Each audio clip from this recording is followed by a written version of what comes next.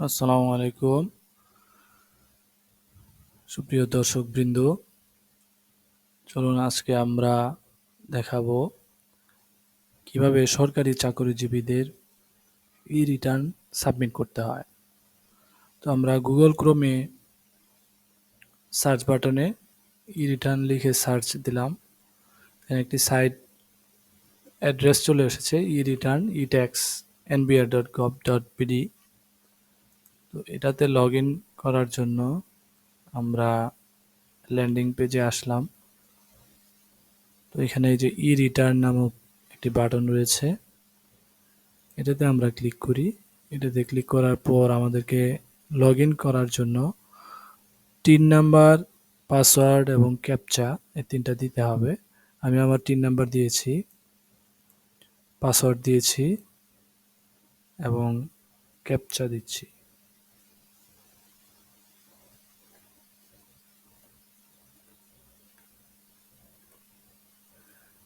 তারপর invalid captcha.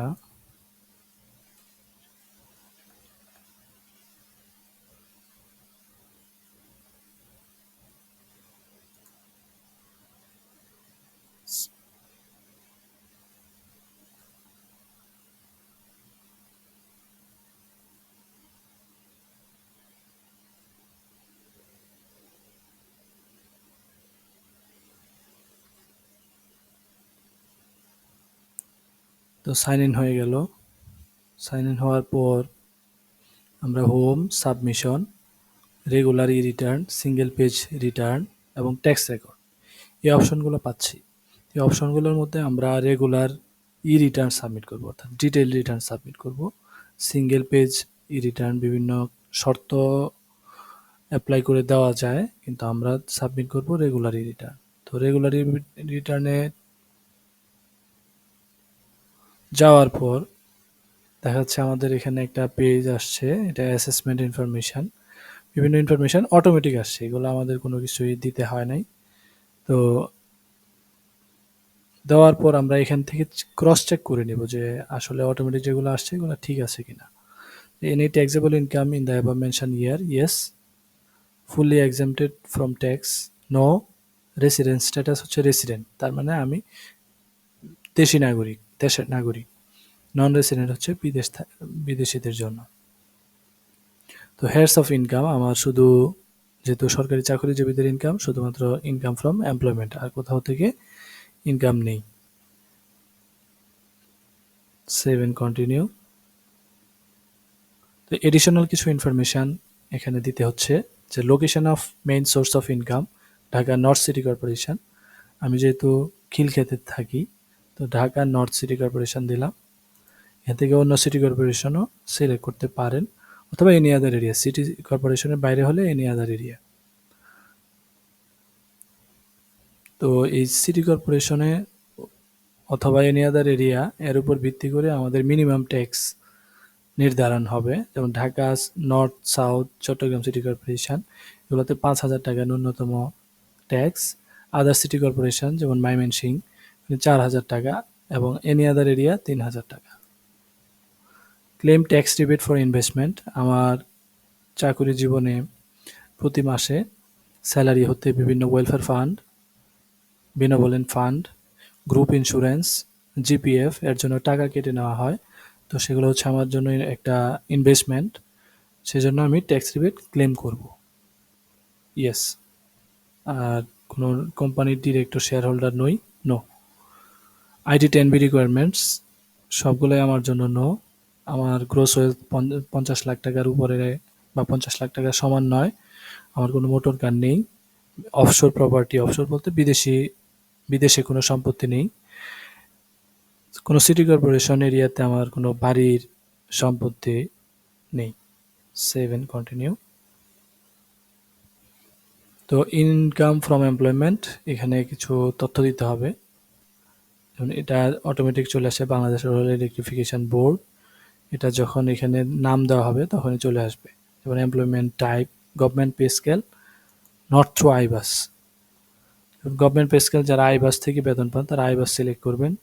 আমার আইবাস থেকে হয় না, তাই আমি নট থ্রু আইবাস দিয়েছি। যারা প্রাইভেট জব করেন তারা প্রাইভেট সিলেক্ট করবেন। আর যারা salary subject to reduce tax rate তারা এটা সিলেক্ট করবেন। এমপ্লয়ার নেম, এখানে যে প্রতিষ্ঠানে আমি চাকরি করি তা দিতে হচ্ছে, সেটা দিলাম। ডেজিগনেশন দিলাম অ্যাসিস্ট্যান্ট ইঞ্জিনিয়ার। তারপর হচ্ছে স্যালারি পার্টিকুলার্স। তো আমার স্যালারি স্টেটমেন্টটা আমি আপনাদেরকে দেখাচ্ছি। এই স্যালারি স্টেটমেন্টের মধ্যে যে যে অংশ রয়েছে সে অংশ সবগুলোই পূরণ করতে হবে। এবং এই স্যালারি স্টেটমেন্টের প্রত্যেকটা আইটেম আমাদের রিটার্ন ফর্মের মধ্যে ইনক্লুড করতে হবে। এবং এর বাইরেও কোনো কিছু আসতে পারে, যেমন এখানে জিপিএফ এর যত টাকা কেটে নিয়েছে সেটা আছে, কিন্তু জিপিএফ এর যে ইন্টারেস্ট এটা কিন্তু এখানে নেই, ওটাও একটা ইনকাম। কিন্তু আপাতত আমাদের সবগুলো আইটেম আমাদের রিটার্ন ফর্মে ইনক্লুড করতে হবে, যেমন basic rent, house rent, medical, special benefit. Special বেনিফিটটা হচ্ছে সরকার কর্তৃক প্রদত্ত গত অর্থবছর হতে যে 5% এক্সট্রা বেনিফিট, এটা হচ্ছে স্পেশাল বেনিফিট। এটা ডিয়ারনেস অ্যালাউন্স নামে আমরা রিটার্ন ফর্মে ইনক্লুড করব। ফেস্টিভ্যাল বোনাস, এই যে আমার একটা অ্যালাউন্স আছে যেটা ওইখানে নাম নেই রিটার্ন ফর্মে, ডিজাইন অ্যালাউন্স, ইলেকট্রিসিটি অ্যালাউন্স, এগুলো আমরা আদার অ্যালাউন্সে ইনক্লুড করব। এপি ইনসেন্টিভ বোনাস ফর্মে অটোমেটিক দেওয়া নেই, তো আমরা এটা লিখে দিব। রেস্ট রিক্রিয়েশন আছে, বেঙ্গলি নিউ ইয়ার আছে। এগুলো হচ্ছে আমাদের যেখানে হাইলাইটেড অপশনগুলো দেখতে পাচ্ছেন সেগুলো হচ্ছে আমাদের ইনভেস্টমেন্ট, অর্থাৎ গ্রুপ ইন্স্যুরেন্সে টাকা কেটে নেয়, নেগেটিভ, ওয়েলফেয়ার ফান্ড, বিনামূল্যেন ফান্ড, জিপিএফ ফর আরইবি আমার কাছ থেকে কেটে নেওয়া হয়। এবং ইনকাম ট্যাক্স সোর্স, এটা হচ্ছে সোর্স ইনকাম ট্যাক্স, এটাও কেটে নেওয়া হয়, কিন্তু এটা আমার ইনভেস্টমেন্ট না, এটা সরাসরি আমি সমন্বয় করব। শুধু 4টা অপশন হচ্ছে ইনভেস্টমেন্ট, এগুলো রিবেটের ঘরে যাবে, আর প্রথমগুলো ইনকামের ঘরে থাকবে। ইনকাম ট্যাক্স যেটা আমি দিয়েছি সোর্সে কেটে নিয়েছে, এটা আমি সোর্স টিডিএস হিসেবে কাউন্ট করব, ট্যাক্স ডিডাক্টেড অ্যাট সোর্স। তো চলুন যাই আমাদের এখানে আমার স্যালারি স্টেটমেন্ট থেকে basic pay, house rent, medical allowance, new year allowance, festival অর্থাৎ উৎসব ভাতা, আর সরকার কর্তৃক প্রদত্ত এক্সট্রা 5% গত অর্থ বছর থেকে ডিয়ারনেস অ্যালাউন্স বা স্পেশাল বেনিফিট নামে আছে, এটা আয়কর মুক্ত হিসেবে কাউন্ট হবে। জিপিএফ ইন্টারেস্ট, জিপিএফ ইন্টারেস্ট থেকে আমি জিপিএফ স্টেটমেন্ট থেকে নিয়েছি, এটা কিন্তু আমার স্যালারি স্টেটমেন্টে নেই। তো জিপিএফ ইন্টারেস্ট আমি আপনাদেরকে দেখাচ্ছি। আমার জিপিএফ ইন্টারেস্টের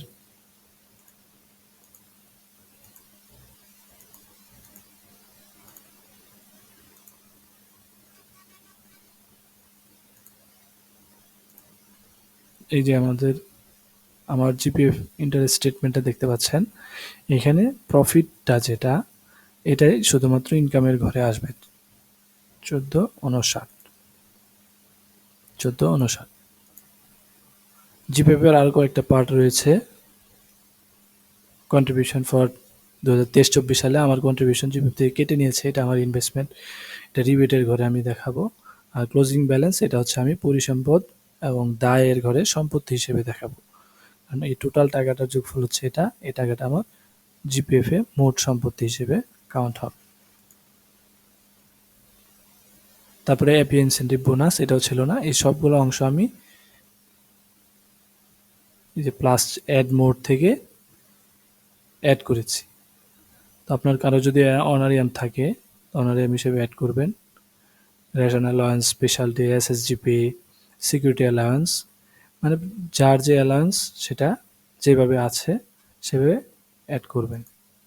আর যদি নাম না থাকে তাহলে আদার অ্যালাউন্স নামে একটা অপশন আছে, আদার অ্যালাউন্সের মধ্যে সবগুলা যোগ করে দেখাবেন। যেমন এই যে আমি আদার অ্যালাউন্সে দেখাইছি আমার যে স্টেটমেন্ট, স্যালারি স্টেটমেন্ট, এখানে ইলেকট্রিসিটি অ্যালাউন্স এবং হচ্ছে ডিজাইন অ্যালাউন্স, এই দুটা অংশ আমি পাইনি। এই দুটাকে আমি অ্যাড করে টোটাল টাকাটা অ্যাড করে আমি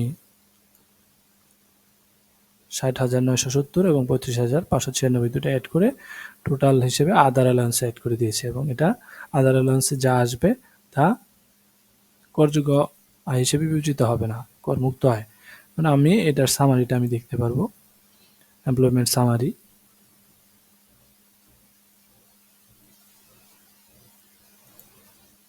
এটা সেভ এন্ড কন্টিনিউ দিতে হবে। সেভ এন্ড কন্টিনিউ দেওয়ার পর এখানে আমি দেখতে পাচ্ছি যে বেসিক পে করযোগ্য, এটা হাউস রেন্ট কর মুক্ত, মেডিকেল কর মুক্ত, ফেস্টিভ্যাল এটা করযোগ্য। আর সকল যত জিপিএফ ইন্টারেস্ট, যত অ্যালাউন্স, যে special benefit, rent and recreation, শান্তি বিনোদনের ভাতা, আদার ভাতা, এটা হচ্ছে করমুক্ত। কিন্তু এপি ইনসেন্টিভ বোনাসটি যে কোনো ধরনের বোনাস যে নামে অভিহিত হোক না কেন সেটা করযোগ্য আয় হিসেবে বিবেচিত হবে। নিউ ইয়ার অ্যালাউন্স এটা করমুক্ত। আমাদের একটা সার্কুলার রয়েছে, আমি আপনাদেরকে শেয়ার করতেছি, যে এখানে রয়েছে যে সরকারি বেতন আদেশভুক্ত কর্মচারীদের সরকার প্রদত্ত মূল বেতন, উৎসব ভাতা এবং বোনাস যে নামে অভিহিত হোক না কেন এটা হচ্ছে কর হিসাবে হবে, করযোগ্য হিসেবে বিবেচিত হবে। আর সকল ধরনের ভাতা, অন্যান্য ভাতা বা সুবিধা যেটা সরকারি বেতন আদেশে উল্লেখিত থাকবে সেগুলা অব্যাহতিপ্রাপ্ত থাকবে। অর্থাৎ মূল বেতন করযোগ্য, উৎসব ভাতা করযোগ্য এবং বোনাস যে কোনো ধরনের বোনাস যে নামে থাকবে তা করযোগ্য হিসেবে আসবে। এখানে দেখেন এপি ইনসেন্টিভ বোনাস এটা করযোগ্য এবং বেসিক এবং উৎসব ভাতা, এটা উৎসব ভাতা করযোগ্য। তিনটা আমার করযোগ্য আয় এত টাকা এবং কর অব্যাহতিপ্রাপ্ত আয় এত টাকা। সেভ দিলাম। তারপর রিবেট, যে আমার রিবেটের জন্য আমার যে ইনভেস্টমেন্টগুলো ছিল আমার স্যালারি স্টেটমেন্টে সবগুলো আসবে। ধরুন আমার জিপিএফ ছিল এই যে গ্রুপ ইন্স্যুরেন্স, ওয়েলফেয়ার ফান্ড, বিনামূল্যের ফান্ড, জিপিএফ, এই চারটি এখানে আসবে। যে একটা জিপিএফ আর আরআইবি, তারপরে বিনামূল্যের ফান্ড এবং ওয়েলফেয়ার ফান্ড যোগ করে আমি এখানে দিয়েছি। আর গ্রুপ ইন্স্যুরেন্স এটা এই 20,016 টাকা, এটার উপর আমি রিবেট পাবো, 15% রিবেট পাবো। এটা সেভ দিলেই হবে, অটোমেটিক নিয়ে নেবে। এক্সপেন্ডিচার আমার জীবনযাত্রার ব্যয়ের যত যে অপশনে আপনাদের খরচ দেখানোর ইচ্ছা আপনারা খরচ দেখাবেন, আমি আমার মতো দেখিয়েছি। তবে এখানে একটা দেখার লক্ষণীয় বিষয়, payment of tax at source. এই যে আমার স্যালারি স্টেটমেন্টের এই যে ইনকাম ট্যাক্স 5,004 টাকা, 5,004 টাকা এটা আমি সোর্স ট্যাক্সে দিয়েছি, এই জন্য এটা আমার একটা খরচ, এটা আমি দেখাচ্ছি। আরেকটা আমার একটা লোন ছিল ব্যাংক থেকে ঋণ, ব্যাংক ঋণের যে ইন্টারেস্ট দিতে হয়েছে সেটা আমি এখানে দেখেছি, এটা আমার ব্যাংক স্টেটমেন্টে রয়েছে। ব্যাংক স্টেটমেন্টের মধ্যে আমি আপনাদেরকে দেখাচ্ছি bank statement, loan account statement. এই যে এখানে আপনারা যদি দেখেন, দেখতে পাচ্ছেন কিনা, যে 1,40,460 টাকা টোটাল ক্রেডিট আমি ব্যাংকে পেমেন্ট করেছি এবং 9,706 টাকা তারা আমার উপর ইন্টারেস্ট আরোপ করেছে। এই 9,706 টাকা জীবনযাত্রার ব্যয়ের মধ্যে যাবে। তারপর 3,30,710 টাকা আমি জীবনযাত্রার ব্যয় হিসেবে দেখিয়েছি, সেভ এন্ড কন্টিনিউ। তারপর অ্যাসেটস এবং লায়াবিলিটি, সম্পদ এবং দায়, আমার কোথায় কোথায় সম্পদ রয়েছে, আমার ফাইন্যান্সিয়াল অ্যাসেট, আমার জিপিএফ এর টোটাল টাকা এখানে দেখেছি 21,378 টাকা, যেটা আমার জিপিএফ স্টেটমেন্টে ছিল। এই যে 21,378 টাকা। তারপর আমার ফার্নিচার, মোবাইল ফোন, মেডিসিন ইত্যাদি ইত্যাদি সম্পদ, এরপর ক্যাশ ইন হ্যান্ড টোটাল টাকা, অ্যানুয়াল লিভিং ওগুলো চলে আসছে, অটোমেটিক ওগুলো চলে আসবে। তারপরে এখানে দিতে হবে নেট ওয়েলথ প্রিভিয়াস ইনকাম ইয়ার, গত বছরের যে রিটার্ন, ওই রিটার্নে 22-23-এর রিটার্নে আমার টোটাল নেট সম্পদ কত ছিল, 8,41,596 টাকা। এটা আমি দেখেছি, যেমন আমার রিটার্নে এই যে রিটার্নের টোটাল টাকা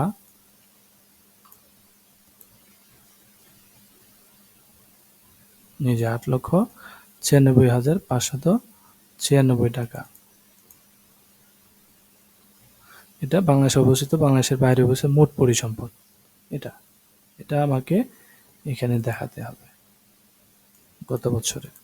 তারপর দেখেন এই দুটা ক্যালকুলেশন করে এখানে ডিফারেন্সটা জিরো আসবে। টোটাল ফান্ড আউটফ্লো এবং সোর্স অফ ফান্ড এই দুইটা ডিফারেন্সটা জিরো আসতে হবে। জিরো না আসলে আপনারা ওই যে হাতে টাকা প্লাস হচ্ছে বিভিন্ন সহায় সম্পত্তিতে একটু কম বেশি করে দিবেন, করে দিলে এটা জিরো চলে আসবে। তারপর সেভেন কন্টিনিউ দেওয়ার পর ট্যাক্স পেমেন্ট, আমার ট্যাক্সের হিসাব চলে আসছে। আমার টোটাল ট্যাক্স এসেছে ৩,১৪৩ টাকা। যেমন এখানে টোটাল ইনকাম এটা হলো করযোগ্য, এটা করমুক্ত। করযোগ্য আয় ৪,১২,৮৬০ টাকা। এর উপর যদি আমি কর হিসাব করি ৪,১২,৮৬০ টাকা, এখান থেকে ৩.৫ লক্ষ টাকা পর্যন্ত কর মুক্ত, মানে কর অব্যাহতিপ্রাপ্ত। এটা মাইনাস করার পর থাকে ৬২,৮৬০ টাকা।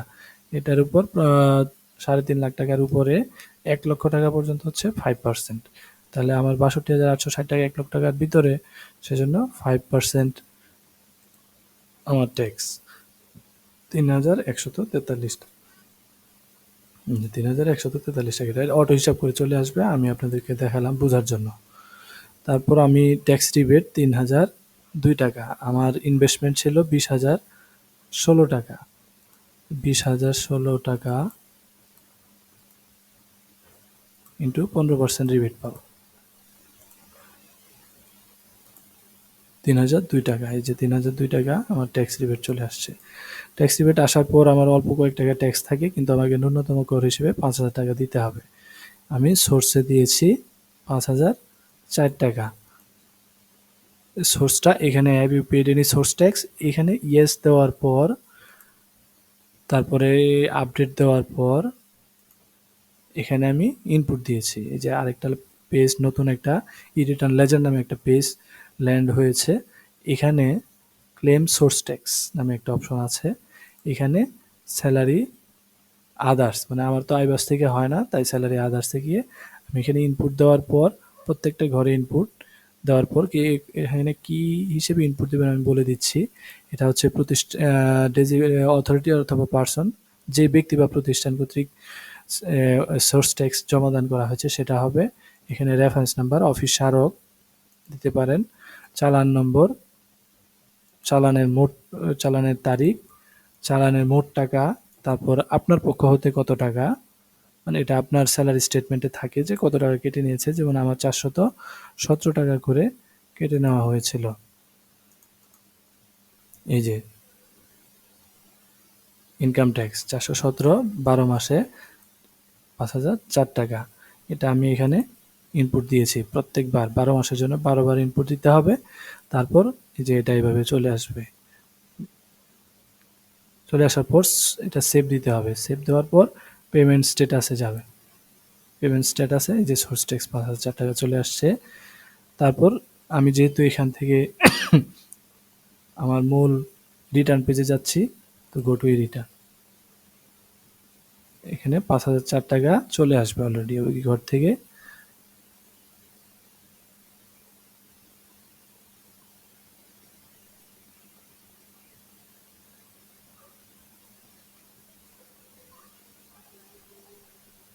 যে চলে আসছি, এখানে ৫,০০৪ টাকা চলে আসছে এবং টোটাল ফাইনাল পেয়েবল টাকা হচ্ছে আমার ৫,০০০। আমি ৫,০০০ টাকা সোর্সে দিয়েছি, এই জন্য ৪ টাকা আমি রিফান্ড পাই। যেহেতু ঠিক আছে, আমি প্রসিড টু অনলাইন পেমেন্ট এখানে ক্লিক করলে এটা সাবমিট হয়ে যাবে। ঠিক আছে, ধন্যবাদ সবাইকে।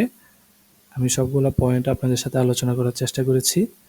আমি একটা পয়েন্ট বাদ আছে, সেটা হচ্ছে রিটার্ন ভিউ। আপনি আপনার রিটার্নটি এখান থেকে দেখে নিতে পারেন।